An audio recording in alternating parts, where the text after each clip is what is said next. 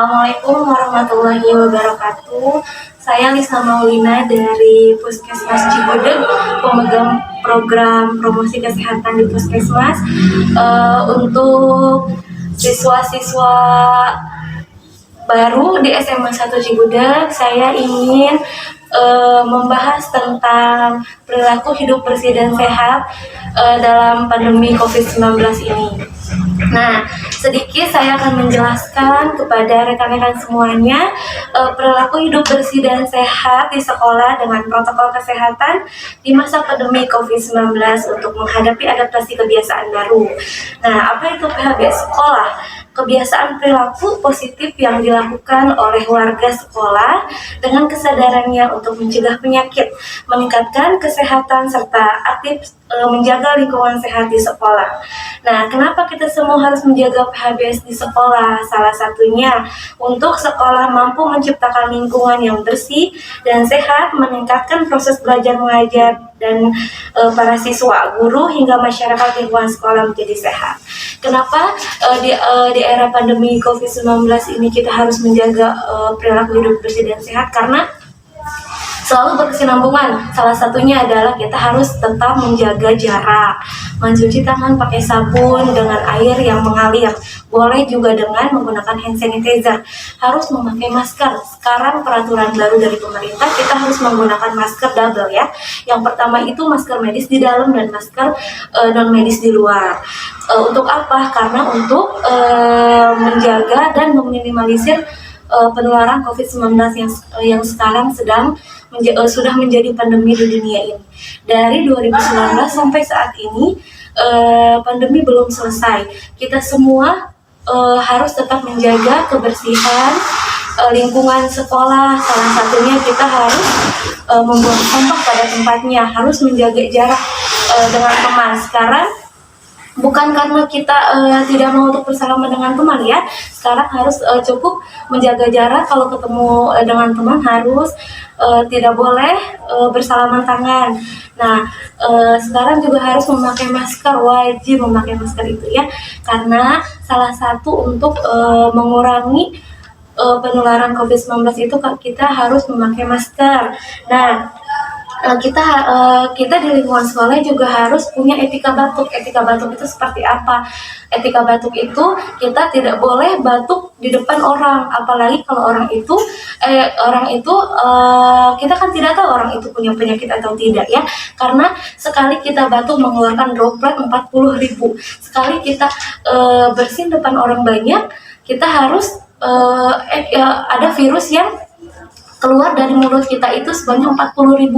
Nah, makanya itu guna kita untuk memakai masker. Selain kita memakai masker, menjaga jarak, mencuci tangan pakai sabun, sekarang itu kita sudah ada pemerintah mewajibkan kita untuk melakukan vaksinasi COVID-19. Nah, vaksinasi COVID-19 itu untuk apa?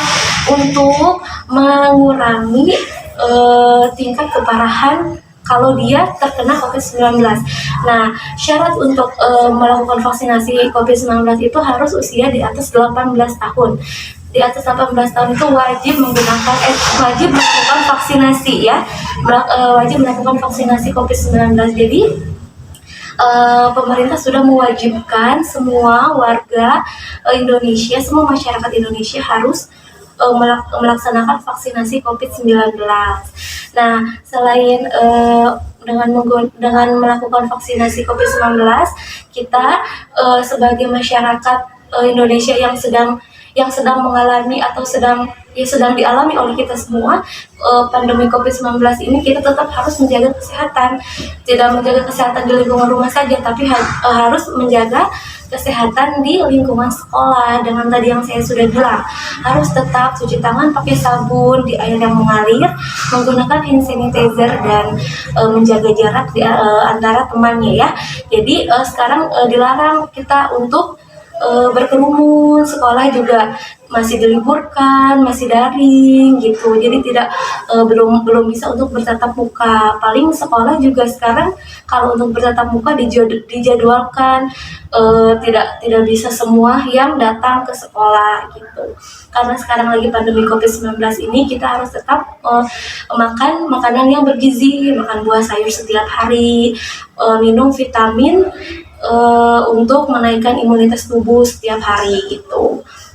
Untuk di lingkungan sekolah, kita wajib membersihkan lingkungan sekolah. Tidak boleh lagi ada kotoran-kotoran yang terlihat di area sekolah, karena itu bisa menyebabkan penularan COVID-19 dari kita yang jorok, misalnya nggak cuci tangan pakai sabun gitu. Nah, sekarang juga wajib memakai masker. Memakai masker itu sekarang kalau yang untuk medis itu kita 4 jam waktunya. Kalau udah 4 jam pakai masker medis harus diganti. Kalau masker kain cuma 2 jam gitu. Nah, jadi untuk kita semua, ayo kita lindungi diri kita dan keluarga atau teman-teman yang ada di sekolah. Kita harus tetap menjaga jarak, mencuci tangan pakai sabun dengan air yang mengalir, tetap pakai masker, dan makan makanan yang bergizi. Tadi kan saya sempat membahas tentang pemakaian masker, kenapa harus bukan dua lapis ya, harus dua varian. Yang pertama itu harus masker medis, yang kedua itu boleh dengan masker kain. Untuk apa? Kenapa kita harus memakai double masker? Karena sekarang itu banyak muncul varian baru si COVID-19 ini. Apa itu?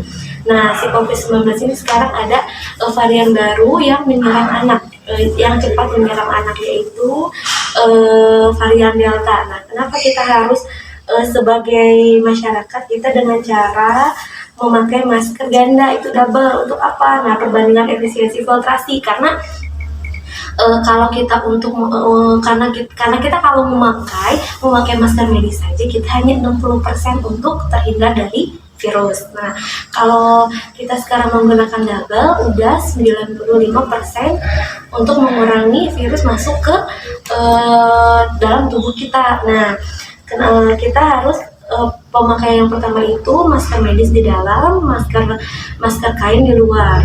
Nah, pilih masker medis dengan kawat di hidung. Nah, terus sekarang itu kasus pandemi yang sekarang lagi meningkat ini, yang sekarang banyak menyerang anak-anak itu karena anak-anak belum mendapatkan jarang sekali anak-anak yang mendapatkan imunisasi lengkap. Nah, jadi si anak itu mudah terpapar penyakit flu, batuk, demam itu kan sering menyerang anak. Nah, itu tuh sekarang bisa varian Delta itu sekarang menyerang anak karena si anak-anak itu imunitas tubuhnya belum terbentuk. Nah, COVID-19 dan anak muda lindungi keluarga. Nah, anak-anak muda tak hanya beresiko terinfeksi COVID-19 yang parah ataupun meninggal karenanya, tetapi juga bisa menyebarkan penyakit ini kepada orang yang beresiko tinggi sehingga dapat menyebabkan kematian. Nah, untuk para lansia, kenapa kemarin wajib lansia untuk dilakukan vaksinasi? Karena lansia ini sangat rentan untuk terkena penyakit, apalagi lansia yang sudah ada komorbid. Nah, komorbid itu apa? Komorbid itu penyakit bawaan yang sudah ada di dalam tubuh. Nah, kenapa harus divaksin? Karena kalau tidak divaksin nanti tingkat keparahannya itu sangat tinggi. Nah, jadi kita untuk para lansia kemarin mewajibkan untuk wajib divaksin untuk mengurangi tingkat keparahan jika terkena penyakit COVID-19 ini gitu. Nah, ada banyak beberapa syarat yang tidak boleh divaksin untuk para lansia. Yang pertama itu dengan tensi tinggi. Nah, kita boleh vaksin itu kalau tekanan darah di bawah 180.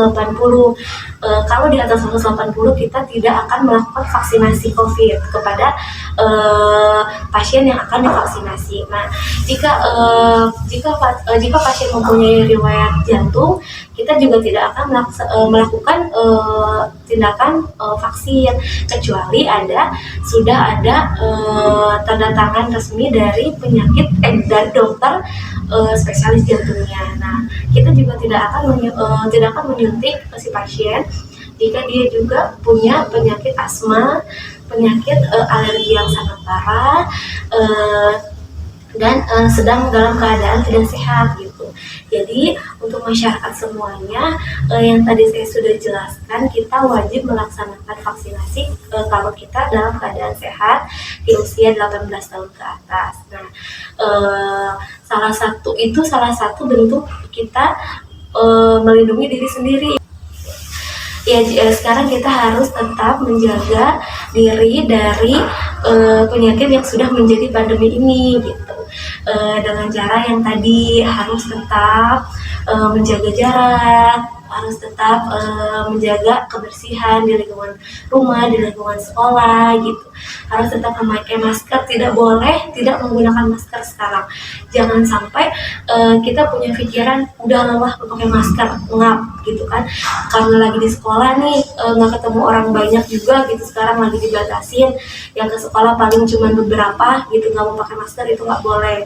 Kita wajib menggunakan masker. Kemarin pun ada peraturan pemerintah mewajibkan kita untuk memakai masker. Jika tidak memakai masker kita kena denda gitu. Nah, selain itu saya dari Puskesmas mengajak teman-teman semuanya, jika kalian semua punya keluarga yang belum divaksinasi, ayo kita vaksinasi. Di Puskesmas Cigudeg selalu mengadakan jadwal kita selalu ada untuk mengadakan vaksinasi COVID-19. Diingatkan kembali untuk semua teman-teman, saya dari Puskesmas Cigudeg mengajak semua teman-teman untuk tetap menjaga jarak, untuk tetap menjaga kebersihan di lingkungan sekolah, di lingkungan rumah, ataupun dimanapun tetap harus menjaga kesehatan, menjaga jarak dengan temannya, mencuci tangan pakai sabun, memakai masker, dan makan makanan yang bergizi. Dan melakukan vaksinasi COVID-19 untuk keluarga yang belum divaksinasi, karena teman-teman semua usianya masih di bawah 18 tahun belum bisa ikut vaksinasi. Jadi untuk teman-teman yang keluarganya yang belum divaksin, ayo kita wajib vaksinasi. Guru-guru yang belum divaksin, ayo kita vaksinasi COVID-19 untuk mencegah penularan COVID-19 yang semakin meningkat ini. Assalamualaikum warahmatullahi wabarakatuh.